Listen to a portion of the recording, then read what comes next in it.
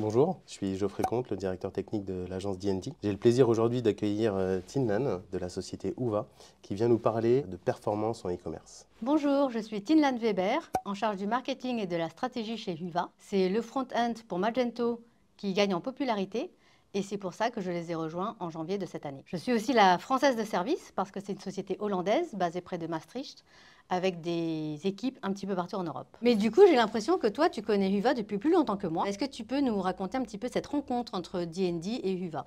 Alors oui, ça fait un peu plus de 2 ans qu'on connaît Whova. On avait identifié cette solution-là au cours d'une veille technologique. Justement, c'était le Proof of Concept de Willem à l'époque. Et on a tout de suite su que cette solution allait répondre aux enjeux business de nos clients et de nos prospects. Donc c'est pour ça qu'assez rapidement, on est venu à implémenter la solution. Une question que beaucoup de personnes se posent, est-ce que Magento est encore d'actualité pour un e-commerçant aujourd'hui? C'est une excellente question.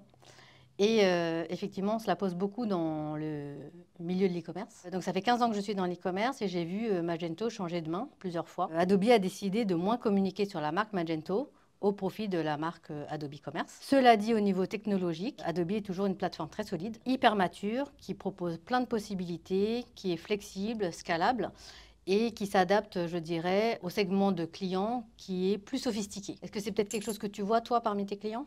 Oui, on a des clients qui ont des besoins vraiment très spécifiques, avec justement une envie de pouvoir développer des besoins métiers particuliers sur leur plateforme, de vouloir maîtriser complètement ce qu'ils ont. Et dans ce cas-là, ils se tournent souvent vers Adobe Commerce, Magento, suivant le besoin. Voilà, donc nous, on voit effectivement sur le marché tout ce qui est peut-être même plus B2B, donc des très très gros marchands préférés Magento. Et puis nous, du côté du Whova, on essaye aussi de simplifier les choses en faisant un front-end out of the box très performant, très facile à customiser et à déployer. Et donc nous, on a plutôt des petits marchands, ETI, petites entreprises qui peuvent se permettre d'avoir un Magento et pas forcément aller vers du SaaS où on est plus en mode locataire de chez soi, mais plus en mode propriétaire, où on a plus d'indépendance et de contrôle, même si on est petit. Et alors le dernier point qui est très important pour moi, c'est la communauté Magento. Donc j'y suis depuis 7 ans, et ce que je vois, c'est que les gens sont toujours très passionnés par la technologie, par les events, cette passion qu'on a et qu'on partage entre nous. Et du coup, ça fait qu'il y a toujours des nouvelles solutions, des nouveaux développeurs qui vont trouver des solutions pour leur marchand spécifique et qui vont partager leur code ou qui vont le proposer out of the box et le vendre à d'autres marchands ailleurs dans le monde qui auraient les mêmes besoins. Donc ça, c'est quand même la richesse qui fait que Magento est très très spécial dans le milieu de l'e-commerce. Peux-tu me parler de l'origine de Whova et en quoi cette solution vient impacter positivement les performances d'un site de vente en ligne? Alors, s'il y a bien une chose que j'ai apprise chez Whova, c'est l'histoire des Core Web Vitals. Donc, ce sont 6 indicateurs mesurés par Google qui vont définir si votre site Internet va avoir une bonne expérience utilisateur ou non. Et donc, soit vous êtes dans le vert, vous passez et ils vous mettent en tête des pages de recherche Google, soit vous êtes dans le rouge et vous êtes un peu plus loin dans la page ou enterré dans les pages suivantes. Et donc ces 6 indicateurs, c'est notamment sur tout ce qui est vitesse de chargement du site, interactivité, vitesse de réactivité du site, et stabilité visuelle, par exemple. Et donc, Whova est complètement concentré sur ces 6 mesures et a développé un front-end qui va, de base, vous passer dans le vert. C'est ainsi que Willem Wigman, donc le Hollandais fondateur de la société, a tout déconstruit, le front-end de Magento 2. Et il a tout reconstruit pendant un peu moins d'1 an en utilisant des technologies plus modernes, plus légères, plus faciles à customiser pour développer Whova. Quels sont les bénéfices concrets de Whova pour un marchand et quels sont ses points forts? Alors on l'a vu, les Core Web Vitals vont amener la marque en tête des moteurs de recherche.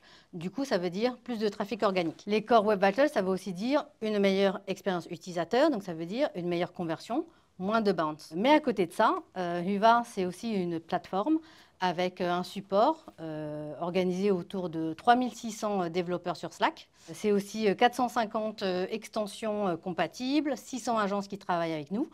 Et donc, du coup, pour un marchand, arriver dans l'écosystème Whova, c'est aussi avoir toutes ces possibilités d'avoir un site performant, mais aussi riche, fonctionnel et relativement sophistiqué. Donc, du coup, avec Whova, ce qu'on a vu, et je veux bien que tu me le confirmes, c'est que les agences mettent beaucoup moins de temps à développer un site Magento que sur le thème de base, l'humain. Donc nous, on a des chiffres comme 20 à 50% de gain de temps sur le développement d'un site. C'est exactement ça. Il faut compter entre 10 et 40% de temps en moins sur l'implémentation d'un front-end avec Whova. Ça va dépendre bien entendu de la complexité. Plus il y a de complexité, on va tendre plutôt sur les 10%, sinon on va tendre vers les 40%. Il y a un point fort sur lequel je voudrais revenir aussi au niveau de la solution, c'est la partie accessibilité. Whova l'apporte out of the box, donc ce qui est un gain de temps aussi à l'implémentation. Bien entendu, il faut respecter les bonnes pratiques en implémentation, mais il n'y a pas une adaptation comme on peut l'avoir sur le thème Luma de base. Alors c'est vrai que pour nous, c'est très important de rendre les sites internet accessibles, ce qui veut dire que des personnes avec une écoute ou une mobilité réduite ou qui arrivent moins bien à lire puissent accéder aux achats sur internet. Et donc on l'a bien vu, comme les États-Unis sont notre premier marché, on l'a bien entendu de nos clients. Et on a travaillé main dans la main avec des experts dans le domaine, notamment une société qui s'appelle Snowdog, qui a fait tout un audit des différentes parties de notre front-end et qui a dit, là, voilà les ajustements à faire. Et ce qui est intéressant au niveau business, c'est qu'un site accessible est aussi un site qui a une meilleure conversion. Donc les personnes arrivent mieux à cliquer, arrivent mieux à acheter, arrivent mieux à naviguer. Et donc, encore une fois, c'est un marché adressable plus grand et une meilleure conversion et donc plus de ventes pour un marchand. Quels sont les impacts business pour un marchand ? Alors moi, chez le marchand, j'aime bien regarder les différentes directions au niveau de leur service. Donc la direction commerciale, eh bien super, ils ont plus de ventes en ligne. Ça, on l'a déjà expliqué. La direction informatique, donc en travaillant avec des agences comme vous, ils ont déjà des devis beaucoup plus bas.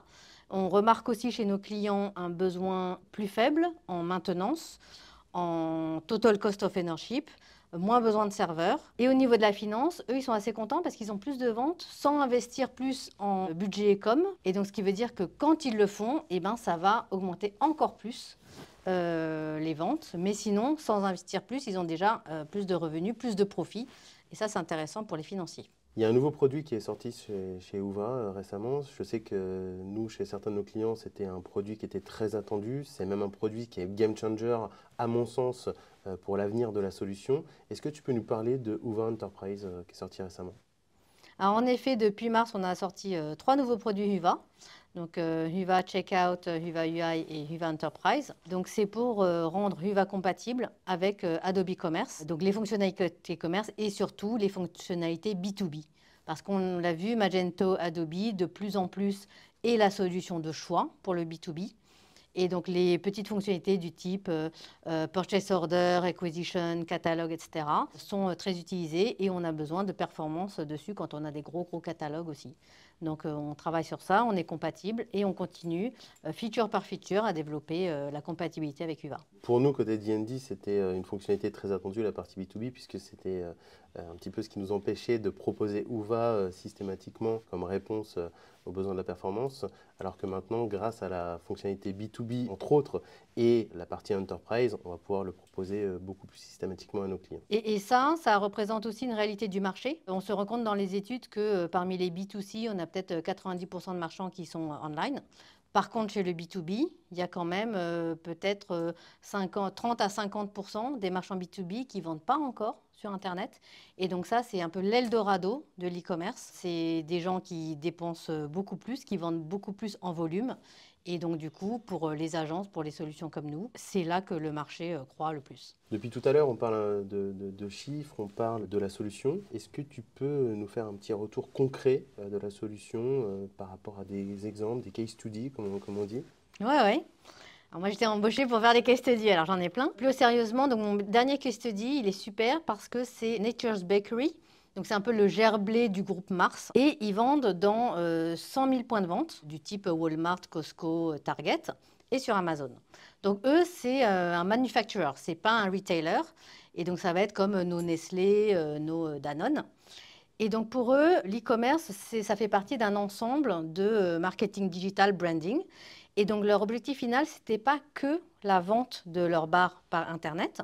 Et la preuve est que sur leur page produit, il y a un gros bouton « Acheter sur Amazon ». Donc en France ou même un retailer normal, jamais moi je veux garder ma marge pour moi. Et quand on interviewe le directeur de l'e-commerce, il dit pour moi ce qui est important, c'est que le consommateur trouve son produit là où il a envie de l'acheter, là où il achète d'habitude. On ne va pas lui imposer juste pour un petit bout de marge d'acheter chez nous. On est là vraiment customer centricity au maximum. Donc ça, je trouvais ça sympa. Mais pourquoi est-ce qu'il a utilisé UVA? Parce que Customer Centric, ça veut dire qu'il faut que le site charge hyper vite, qu'il puisse avoir accès au stock, où trouver son stock, etc. Et avoir toute l'information riche sur la marque, sur portable, assez rapidement.